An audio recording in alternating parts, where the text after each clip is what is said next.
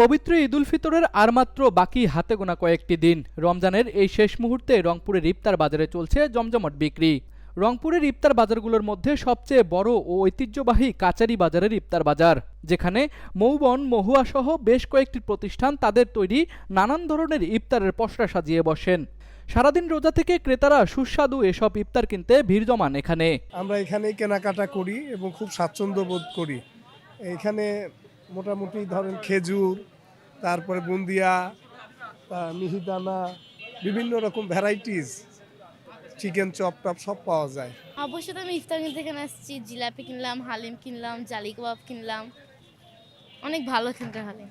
আসলে ইফতারের বাজার অনেক আমাদের ঐতিহ্যবাহী রংপুরের মানে অনেক ভালো আর মানসম্মত খাবার, সব মানসম্মত।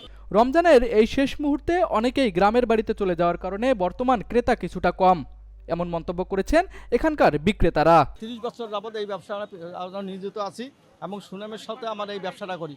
ব্যবসা আগের মতো এখন অনেক হালকা হয়ে গেছে, এখন শেষের দিকে মানুষ এখন কেনাকাটা ব্যস্ত, এই জন্য এখানে একটু হালকা।